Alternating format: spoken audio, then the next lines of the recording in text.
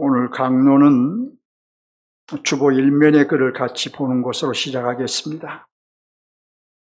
주보 1면 글을 같이 보시기 바랍니다. 우리는 코로나 이후에 오후 예배를 드리지 못하고 있습니다. 아마 앞으로도 오후 예배는 따로 드리지 못할 것 같습니다. 그래서 우리는 오후 예배를 겸해 강론 말씀을 나누는 시간을 갖고 있습니다. 왜 말씀 나눔이 필요할까요? 우리는 말씀을 받으면 그 말씀을 내면화시켜야 하고 그로 인해 반응을 보여야 합니다. 감사할 것은 감사하고 회개할 것은 회개하고 순종할 것은 순종해야 합니다. 그래야 말씀을 진정으로 받은 것입니다. 우리가 많은 강론을 들으면서도 성장하지 못한 가장 큰 이유는 듣기만 하고 더 나아가지 않기 때문입니다. 말씀은 순종하라고 주신 것이지 감상하라고 주신 말씀이 아님에도 많은 경우에 감상하고 맙니다. 이러한 우리의 현실을 극복하는 방법 중 하나가 나눔입니다. 교우 여러분에게 바라는 것은 모든 교우들이 나눔에 동참하는 것입니다.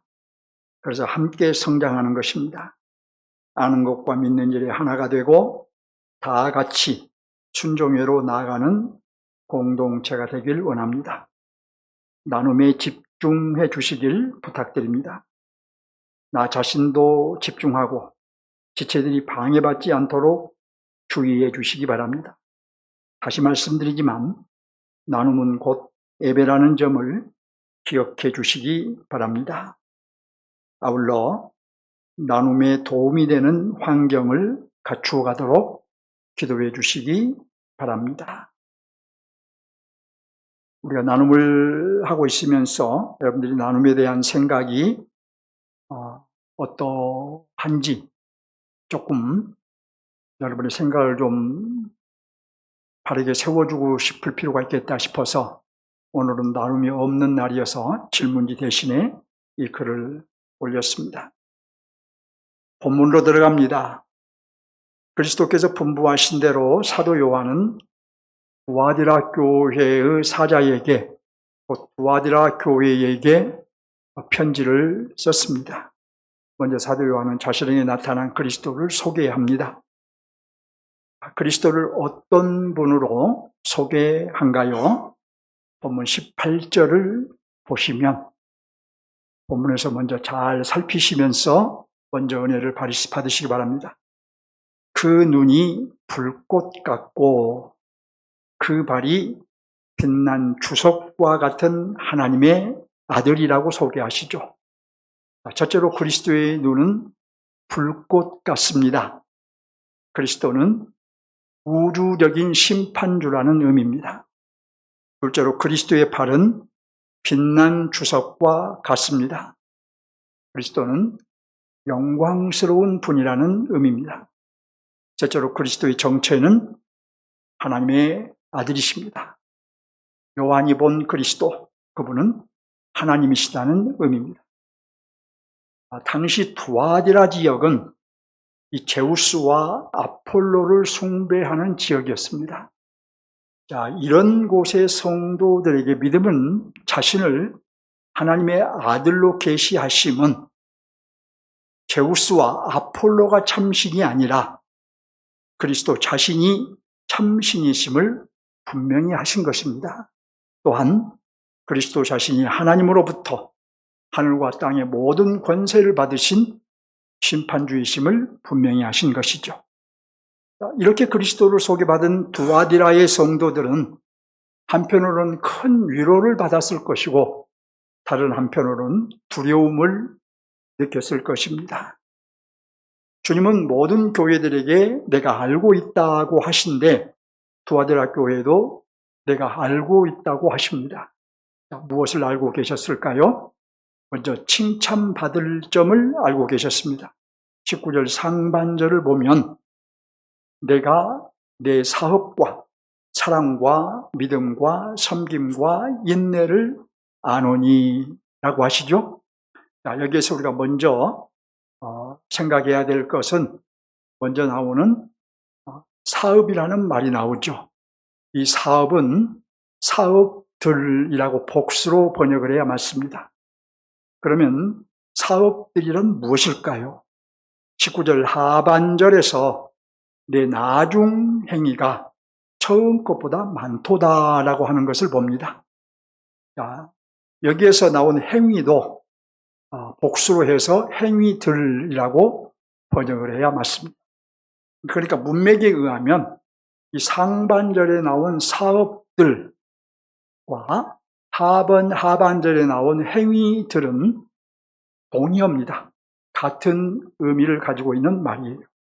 그러면 두아디라 성도들의 사업들, 그 행위들은 무엇일까요? 19절 상반절에서 말하고 있는 대로 사랑과 믿음과 섬김과 인내, 이것이 바로 사업들이고 그들의 행위들이었습니다. 그런즉 19절 상반절은 이런 말씀입니다. 내가 내 행위들, 내 행위와 그랬죠? 근데 내 행위들 이어서 곧 이렇게 번역을 하는 것이 맞아요. 오설적과다라고 여러 번 설명드렸죠? 내 행위들, 곧 사랑과 믿음과 섬김과 인내를 아노니라는 말씀입니다. 그런데 주님은 이렇게 말씀하십니다. 다시 19절 하반절을 봅니다.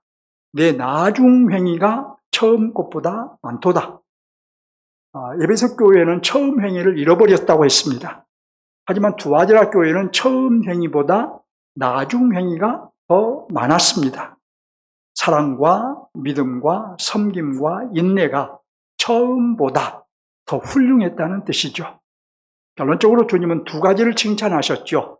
첫째로 그들의 행위들, 곧 사랑과 믿음과 섬김과 인내를 칭찬하셨습니다. 둘째로 어려움 중에도 처음보다 더 성숙해 가고 장성해 간 점을 칭찬하셨습니다. 주님은 그들에게 당부하셨습니다. 24절을 보면 24절을 보십니다. 두아디라에 남아있어 라고 하십니다. 이 말씀은 두아디라 지역을 떠나지 않고 머물러 있는 것을 의미하지 않습니다. 그런 의미가 아니에요. 방금 전에 칭찬받은 자들이 바로 남은 자, 남아있는 자라는 의미예요. 왜 그들을 남은 자라고 하셨을까요? 왜 방금 전에 칭찬받은 자들을 남은 자 또는 남아있는 자라고 했을까요? 24절을 계속 볼까요? 이 교훈을 받지 아니하고, 첫째는 이 교훈을 받지 아니했어요. 두 번째로는 소위 사단의 깊은 것을 알지 못하는 너희라고 하시죠. 그러니까 자칭 선지자라 하는 여인의 가르침을 거절했기 때문에 남은 자라고 하신 것입니다. 자칭 선지자라고 하는 이 여인의 가르침, 거짓 선지자의 가르침을 거절했기 때문에 그들을 남은 자라고 하신 거예요. 둘째로는 여기 소위 사단의 깊은 것을 알지 못하는 너희라는 말은 당시에 이 거짓 선지자가 바로 이세벨이라고 말을 해요. 구약의 이세벨을 빗대어 말한 거예요. 이세벨의 주장과 또 그를 추종하는 자들이 굳게 믿음을 지키는 이들을 향해서 너희는 사단의 깊은 것을 알지 못하는 자들이야.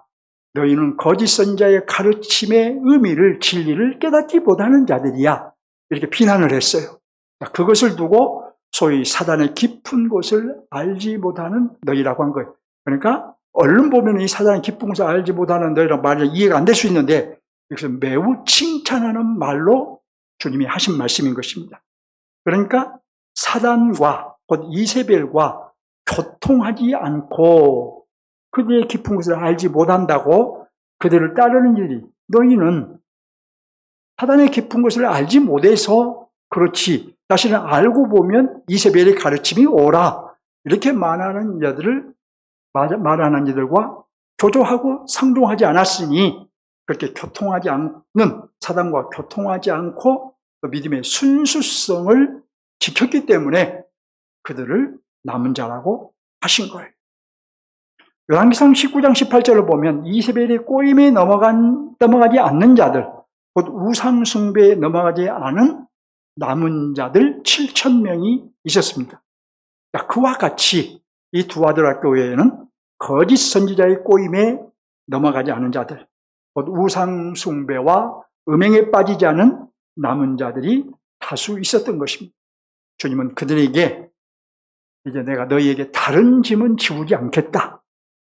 그러면서 25절을 보면 너희에게 있는 것을 내가 올 때까지 굳게 잡으라고 하십니다. 주님 재림하실 때까지 그들의 사업이라고 말했던 것, 사랑과 믿음과 섬김과 인내를 잃지 말라는 당부겠죠. 그리고 아무리 힘들어도, 또 아무리 큰 환난을 만나도, 또 아무리 고난이 길고 깊어도 이세벨의 가르침을 따르지 말고 앞으로도 주님만 붙잡으라고 당부하신 것입니다. 다음으로 책망받을 점도 알고 계셨어요. 20절을 보면 내게 책망할 것이 있다라고 하시면서 자칭 선지자라 하는 여자 이세벨을 용납했다고 하지요. 두아드라 교회에는 자칭 선지자라 하는 여인이 있었어요. 그 여인은 구약의 아합의 아내 이세벨이 했던 그 짓을 한 거예요. 어떤 짓을 했다고 하신가요? 20절을 계속 봅니다. 그가 내 종들을 가르쳐 꿰어 행음하게 하고 우상의 재물을 먹게 하는도다. 이 아합 왕의 아내 이세벨이 이스라엘 백성을 꿰었죠. 그래서 우상을 섬기게 했어요.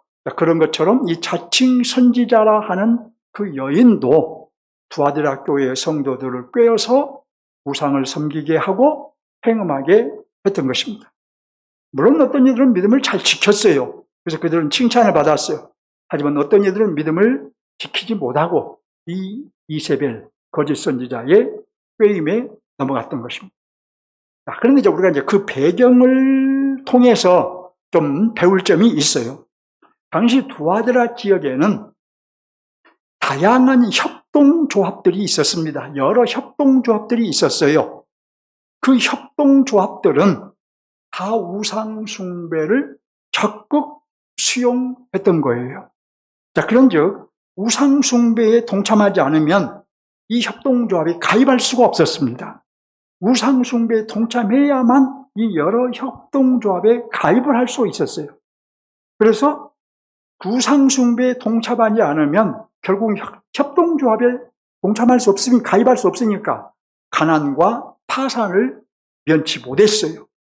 그런 상황에서 그 거짓 선지자는 우상 숭배에 동참하고 협동조합에 가입하는 것이 하나님의 뜻이다라고 가르쳤을 거예요.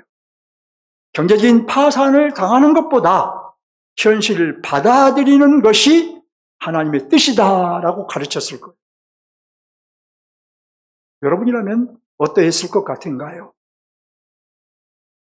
그때나 지금이나 십자가의 길은 좁습니다. 외롭습니다. 십자가의 길은 고통이 따릅니다. 두아드라 교회는 경제적인 파탄도 각오해야 했어요.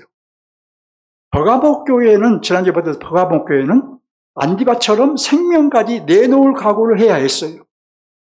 십자가의 길은 또 자기를 죽이지 않으면 갈 수 없습니다.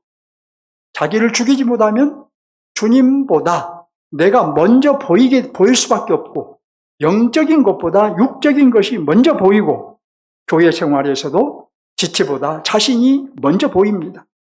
결국 자기를 죽이지 않으면 십자가의 길을 가지 못하는 것입니다.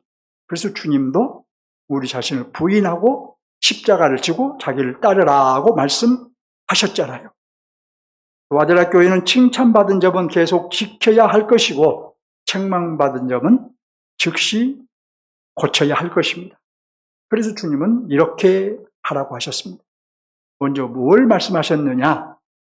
회개하라고 하셨어요. 21절을 보면 그리스도께서는 그에게 회개할 기회를 주었다고 하시죠.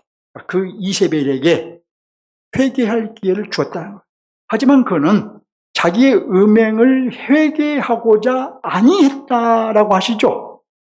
두아디라 성도들을 꾀어서 우상을 섬기게 한 자칭 선지자라 하는 그 거짓 선지자에게 회개할 기회를 주셨으나 회개하지 않았다는 말입니다. 그래서 그리스도는 어떻게 하겠다고 하신가요?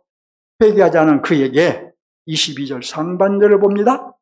볼지어다 내가 그를 어디에 던질 터이요라고 한가요? 어디에 던진다고요? 침상에 던질 터이요. 회개하지 아니한 그 거짓 선지자에게, 거짓 선자를 침상에 던지겠다는 것은 질병을 주시겠다는 의미예요. 병에 걸리면 침상에 누워 있어야 되죠? 질병에 걸리게 할 것이다.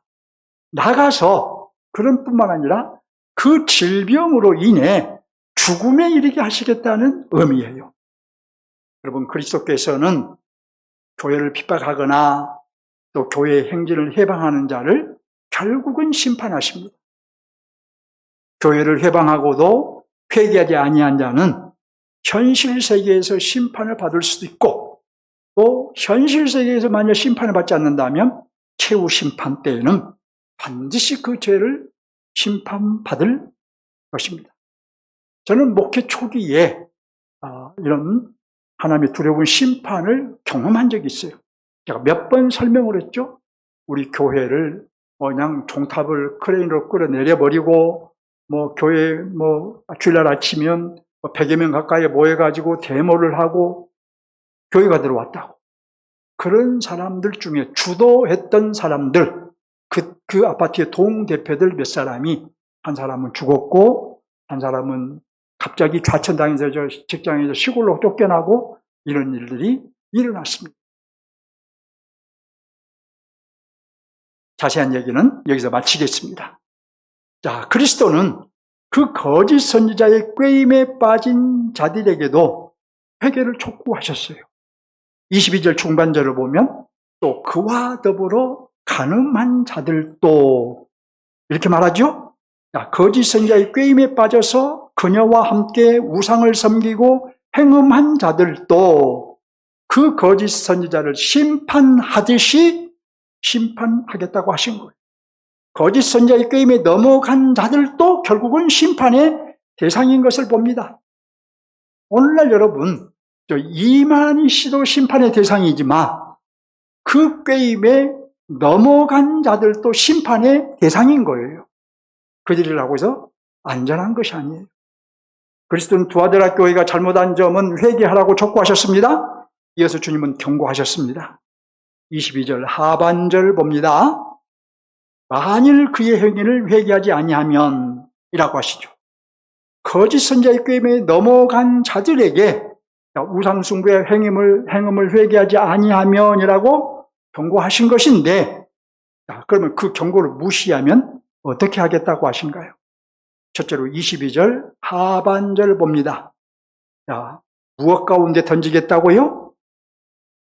환난 가운데 던지겠다. 자, 그리스도께서는 거짓 선지자를 질병으로 심판하시고 나가 죽음으로 심판하시겠다고 하셨는데, 여기 22절에서는 거짓 선지자의 꾀임에 빠진 자들도 큰 환난으로 심판하겠다고 하신 거예요. 근데 여러분, 여기 큰 환난으로 심판하시겠다는 말씀과 앞에서 질병으로 심판하시겠다는 말씀은 병행구예요. 그러니까 거짓 선지자의 꾀임에 빠져서 돌이키지 아니한 자들도 결국은 그 거짓 선지자처럼 질병과 죽음으로 심판하시겠다는 의미인 거예요. 실제로 23절을 봅니다. 또 내가 사망으로 그의 자녀들을 죽이겠다. 그리스도는 거짓 선지자와 거짓 선지자의 꾀임에 빠진 자만 질병과 죽음으로 심판하지 않고 거짓 선지자의 꾀임에 빠진 자들의 자녀들도 질병과 죽음으로 심판하겠다고 하신 거예요. 그리스도는 모든 교회들이 주님의 심판을 알기 원하셨습니다. 여러분, 지금 이 말씀의 1차 독자는 두아데라 교회의 성도이지만 이 두아데라 교회는 모든 시대의 모든 교회를 대표하니 우리에게 주신 말씀입니다. 우리에게 주신 말씀으로, 경고의 말씀으로 받아야 된다는 거예요. 그리스도는 모든 교회들이 그래서 주님의 심판을 알기 원하셨어요. 소아시아의 7교회들도 알기 원하셨고, 오늘 우리도 주님의 주님이 바로 심판주이심을 알기 원하셨습니다. 23절 중반절에서 말한 대로 주님은 사람의 뜻과 마음을 살피는 분으로서 각 사람의 행위대로 갚아주시는 분임을 알기 원하셨습니다. 여러분, 하나님은 사랑의 하나님이시지요? 하지만 하나님은 자기를 배신한 자들에게는 진노의 하나님, 그 심판의 하나님이심을 알아야 합니다.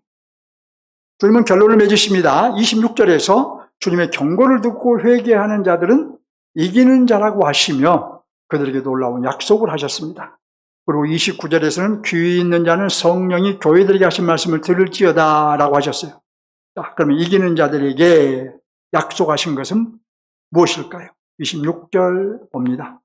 이기는 자와 끝까지 내 일을 지키는 그에게라고 하십니다. 자, 여기 말씀도 여러분, 이기는 자 따로 있고 내 일을 지키는 자 따르는 게 아니에요. 끝까지 내 일을 지키는 자, 그가 곧 이기는 자인 거예요. 여기 이기는 자, 또 끝까지 내 일을 지키는 자, 별도로 있는 게 아니고 이기는 자가 곧 끝까지 내 일을 지키는 자예요. 그런데 여기 이기는 자에게는 무엇을 주신다고 하시느냐? 만국을 다스리는 권세를 주겠다고 하시죠. 이어서 이제 27절을 찬찬히 보시기 바랍니다. 그가 철장을 가지고 다스린다고 하시죠. 만국의 권세를 주셔서 철장을 가지고 마치 질그릇을 깨뜨리는 것 같이 다스릴 것이라고 하죠.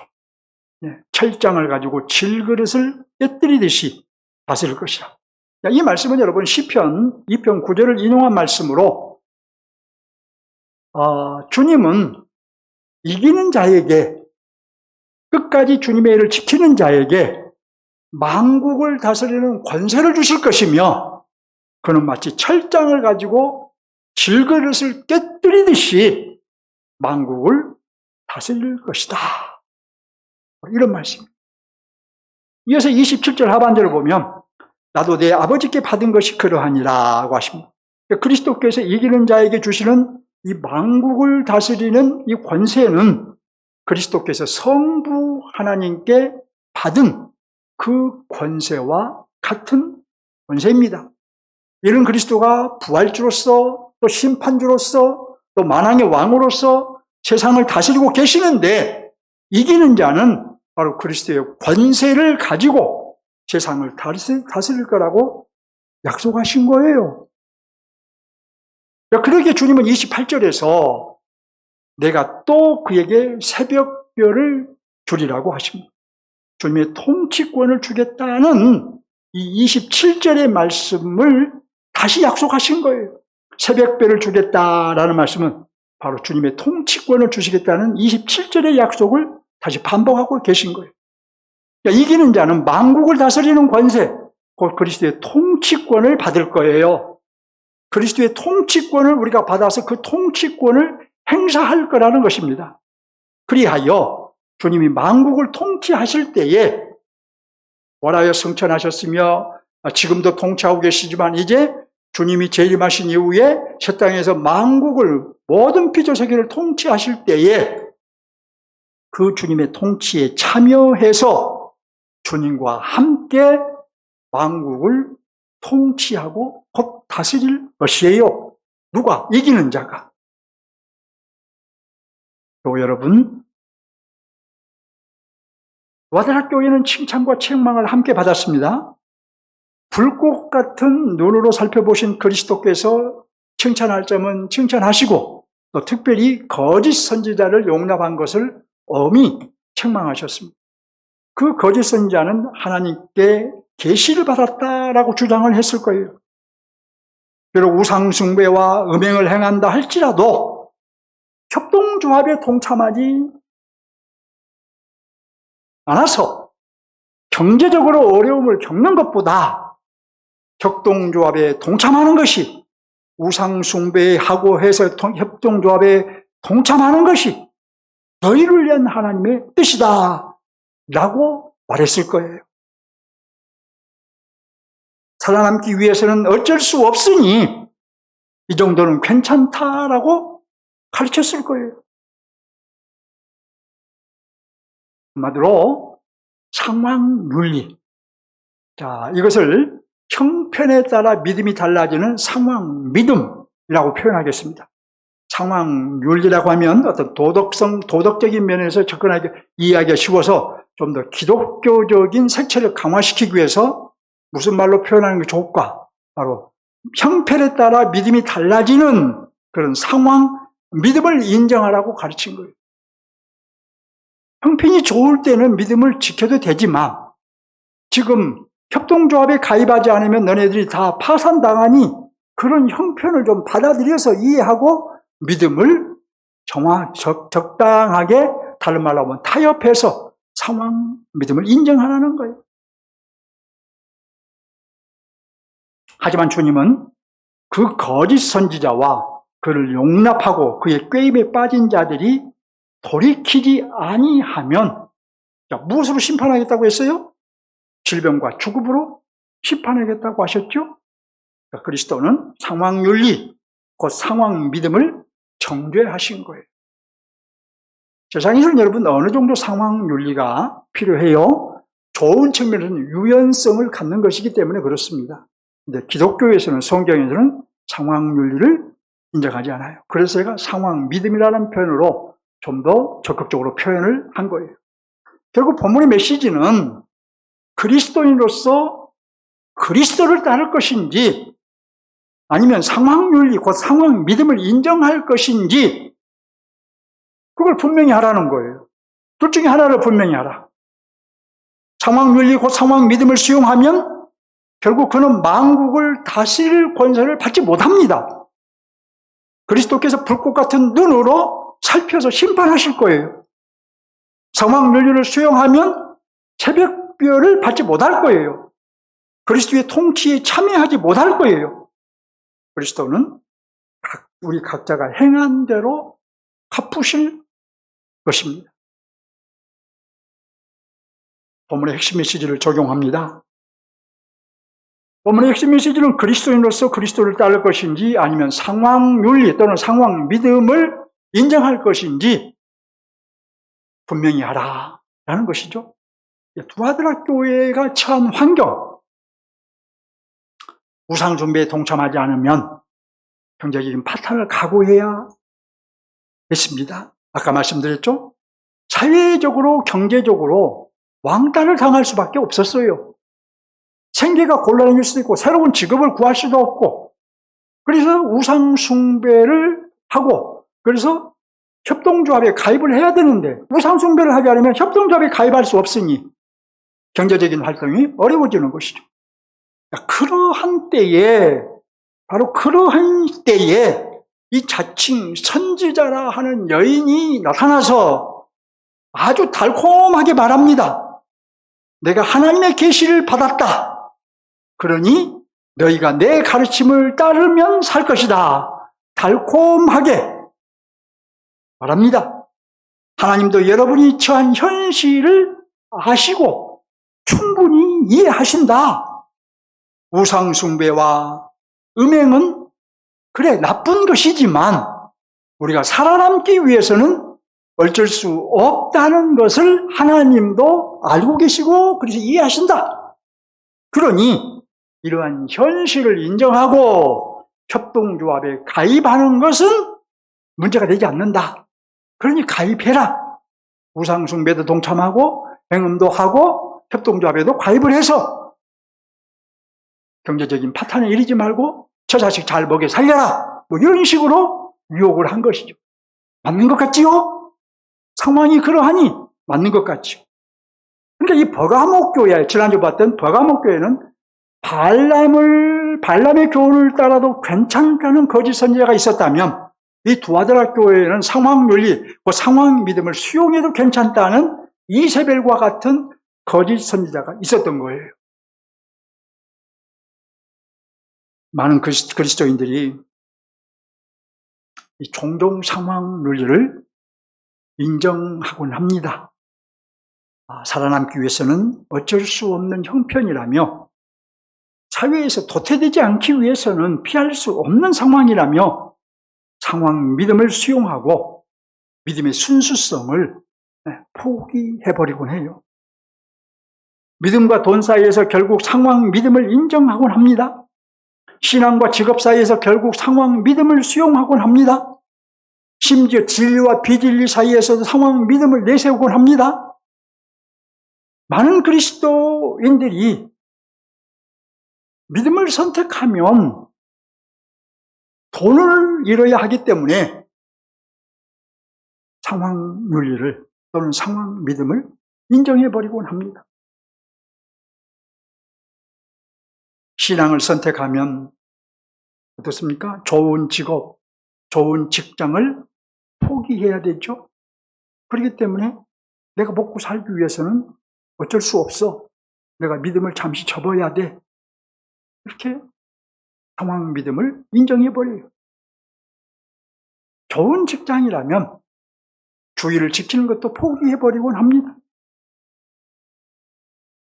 자, 그렇다면 이제 시선을 우리 자신에게 돌려봅니다.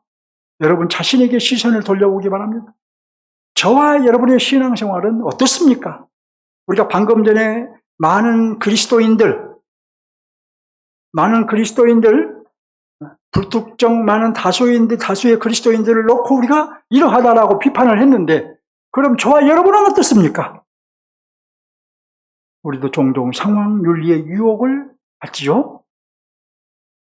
때로는 우리도 상황윤리를 구세주로 생각할 때가 있지요? 사단이 상황윤리를 내세워 유혹한 것을 우리가 깨닫지 못한 것도 있지요? 믿음이 아니라 돈을 선택해야 살아남을 수 있을 것 같고, 신앙이 아니라 좋은 직장이나 직업을 선택해야 행복을 누릴 수 있다고 생각한 것입니다. 과연 믿음이 있는 것인지 없는 것인지, 그리스도의 생명이 있는지 없는지 의심의 눈초리를 거둘 수가 없습니다. 저는 지금 그럼 내가 만일에 여러분의 위치에 있다면 어떠할까? 그런 생각도 해봐요. 쉽지는 결코 않을 거예요. 그렇지만 여러분, 목사도 목사의 위치에서 목회하는 데 있어서 상황윤리를, 상황 믿음을 적용해버리고 인정하고 왔으면 목회가 저 역시 오늘 이렇게 못 왔을 거예요. 그러니까 여러분의 입장에서 여러분을 적용한 거나 저의 입장에서 저를 적용한 거나 크게 다를 바 없어요. 목사도 목회하면서 큰 교회에 대한 유혹 많이 받았습니다. 내가 조금 더 잘하고 조금 더 뭐 하면, 조금 더 인간적으로, 좀 더 세상적인 방식으로 하면 큰 교회로, 좀 더 큰 교회로 청빙받아 갈 수도 있었어요. 그렇지만 제가 그 모든 것을 포기한 것은 저는 절대 믿음, 이것을 고수했기 때문입니다. 여러분, 과연 우리는 어떻습니까? 우리가 만일 상황윤리 또는 상황 믿음을 인정하겠다면 인정을 하겠습니까? 그렇다면 하나님의 도우심 없이 살겠다고 각오를 해야 돼요. 하나님의 도우심 없이 내 혼자 힘으로 한번 살아보겠다, 이렇게 각오를 한다면 상황 믿음을 받아들이십시오. 이 상황 믿음은 매우 달콤한 해법 같으나 사실은 독약과 같은 것임을 아셔야 돼요.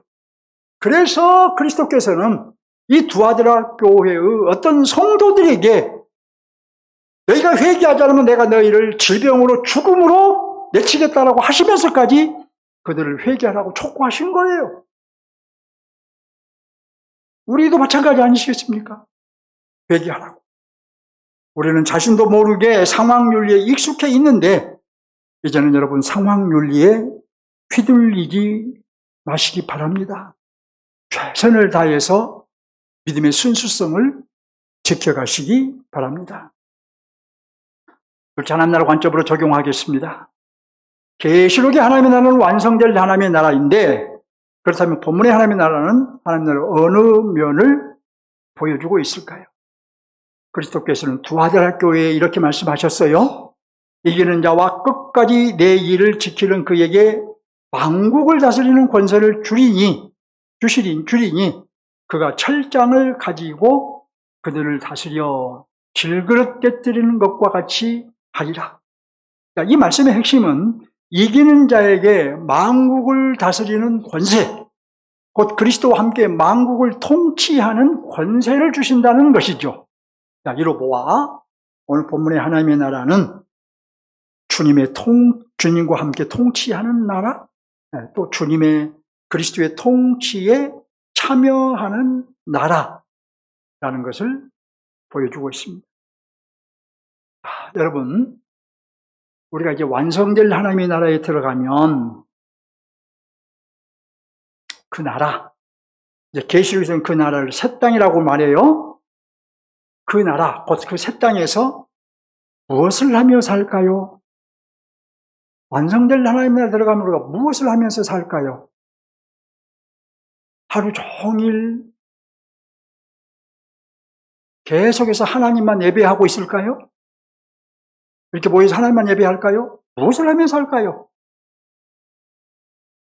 아니면 아주 지루하게 살까요? 일이 없어서? 여러분들 일에다가 일 안 하신 분들은 하루 이틀 3, 4일은 좋아도 좀 시간이 지나면 지루하죠? 할 일이 없어서. 그렇죠?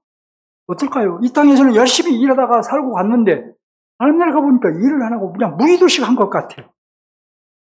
하루하루가 지루할까요? 여러분, 우리는 새 땅에서도 하나님 나라에서도 일을 합니다. 일을 해요. 무슨 일을 하느냐? 이 땅에서처럼 생계를 위해서 일하지 않아요. 또 그래서 스트레스를 받으며 억지로 일하지 않아요. 일의 성격이 전혀 달라요.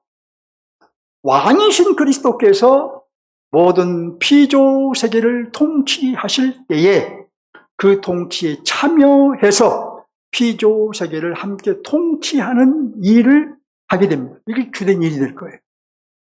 마치 그러니까 첫사람 아담에게 피조 세계를 다스리는 일을 하게 하셨죠, 하나님께서. 그와 같이 우리에게 피조 세계를 다스리는 일을 하게 하실 거예요. 피조 세계를 다스리는 일이 여러분, 그리고 간단한 일이 아니죠. 이 세상 것과 비교할 수 없는 일이지만 요즘 정부에서, 이재명 정부에서 일하는 걸 보세요.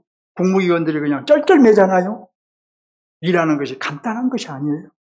우리가 피조 세계를 통치하는 일을, 주님의 일에 동참한다는 것은 우리가 그만큼 하나님께 영광을 돌리며 하나님의 나라를 위한, 하나님의 영광을 위한 일이기 때문에 우리는 마주 심혈을 기울여서 일을 하게 될 것입니다. 자, 아무튼 우리가 그리스도의 통치에 참여하는 것은 이 완성될 하나님의 나라에서 온전히 실현될 거예요. 하지만 우리는 이미 그리스도의 통치에 참여하고 있습니다. 지금 통치에 참여하고 있어요. 어떻게 그리스도의 통치에 참여하고 있을까요? 우리가 그리스도의 통치를 받음으로, 지금 우리가 그리스도의 통치를 받음으로 우리는 그리스도의 통치에 참여하고 있는 거예요. 주님께서 가르쳐준 주기도문, 아버지의 뜻이 하늘에서 이루어진까지 이 땅에서도 이루어지게 하옵소서. 어떻게 이 땅에서 이루어집니까? 내가 아버지의 뜻에 순종함으로 이 땅에서 아버지의 뜻을 이루는 거예요. 지금 왕이신 그리스도의 통치에 순종함으로 지금 이곳에서 그리스도의 통치에 참여하고 있는 거예요. 지금도 그리스도께서 세상을 통치하시는데, 영적인 통치를 하시는데 그 통치에 우리가 동참하는 거예요. 순종함으로. 자, 예를 들어서 한번 말씀드려 볼게요. 자, 그리스도의 통치는 어두운 세상을 밝게 만들지요. 그리고 죄악으로 인해 부패한 세상을 깨끗하게 정화하지요. 그래서 우리가 그리스도의 통치에 순종하면 세상을 밝게 만들 수 있고 또 세상을 정화시킬 수 있습니다. 우리가 그리스도의 통치에 순종하면. 자, 그래서 주님은 우리에게 뭐라고 말씀하셨습니까? 너희는 세상의 빛이요 소금이라고 하셨잖아요. 자, 우리가 그리스도의 통치를 받아서 그래서 세상의 소금이 되고 또 세상의 빛이 되면 그렇게 순종한 우리를 통해서 세상은 밝게 되고 정화되지 않겠습니까? 이렇게 우리는 그리스도의 통치에 순종함으로 지금 시행되고 있는 그리스도의 통치에 참여할 수 있는 거예요. 물론 새 땅에서는 더욱 적극적으로 참여할 것이고 더욱 능동적으로 참여할 것이고 더욱 큰 권세로 참여할 것입니다. 그러나 이것은 꼭 미래의 일만은 아니라 지금 이 땅에서 우리는 그리스도의 통치에 참여하며 살아가고 있는 것이고 또 참여해야 된다는 거예요. 자, 그러니까 지금 우리가 해야 할 일이 뭡니까? 구체적으로 무엇을 우리가 적용해야 되겠냐는 거예요. 우리가 적극적으로 적용할 것은 아주 적극적으로 그리스도의 통치를 받는 거예요. 우리가 그리스도의 통치에 순종하면 꼭 그리스도의 통치에 참여하는 것이기 때문이에요. 근데 우리는 그리스도의 통치에 순종하는 것을 매우 개인적인 유익 정도로 생각을 해요. 내가 그리스도의 통치에 순종하면 내가 이런 복을 받을 것이야. 내가 이렇게 그리스도인으로 살아갈 것이야. 나 자신에게 개인적인 초점을 맞추어서 생각을 합니다. 그렇지만 우리가 그리스도의 통치에 순종하는 것은 아까도 말씀드렸지만 이 땅에 하나님의 나라가 확장되게 하는 거예요. 나 개인을 넘어 하나님께 영광을 돌리는 일이라는 것입니다. 그러니 어려운 환경에서도 우리는 그리스도의 통치에 순종해야 되겠죠. 손해를 볼 수밖에 없는 상황에서도 그리스도의 통치에 순종해야 되겠죠. 내 생각을 바꾸고 내 마음을 바꾸고 또 자기를 죽이고 그래서 그리스도의 통치에 순종해야 되겠죠. 내 언행이 그리스도의 통치를 받도록 각별히 주의해야 되겠죠. 그래서 내 개인의 유익을 넘어서 하나님께 영광이 되도록 그리스도의 통치를 받아야 된다는 것입니다. 하나님의 나라를 확장시키는 일이 돼야 된다는 것이죠. 여러분, 그리스도는 불꽃 같은 눈과 빛난 주석과 같은 발을 가지신 하나님의 아들이십니다. 그리스도는 우리의 칭찬받을 점과 책망받을 점을 다 아셔요. 두아디라 교회, 버가모 교회, 에베소 교회만 알고 있는 것이 아니라 저와 여러분의 모든 칭찬받을 만한 것과 책망을 좀 다 알고 계십니다. 그리스도는 회개하지 않은 자들을 죽음으로 심판하신 분입니다. 우리가 회개하지 않으면 심판하실 거예요. 또 이기는 자에게 만국을 다스릴 권세를 주십니다. 우리가 이기는 자가 되면 만국을 다스리는 권세를 주셔요. 주님의 경고를 무시하지 말고 상황 논리를 거부하시기 바랍니다. 우리는 끝까지 이기는 삶을 살아야 할 것입니다. 그리하면 주님께서 만국을 다스리는 권세를 저와 여러분에게 주실 거예요. 물론 우리가 말씀드린 대로 이기는 삶, 곧 십자가의 길은 좁습니다. 외롭습니다. 또 고통이 따를 수도 있습니다. 십자가의 길은 자기를 죽여야 가능하고 생명까지도 때로는 내놓을 수 있어야 가능합니다. 그렇지만 여러분, 지금 주님은 우리에게 말씀하십니다. 끝까지 이기는 삶을 살다 만국을 다스릴 권세를 받고 새벽별을 받기 바란다. 주님은 이렇게 우리에게 말씀하고 계신 줄 믿습니다. 그리스도를 향해 한 걸음 더 나갑시다.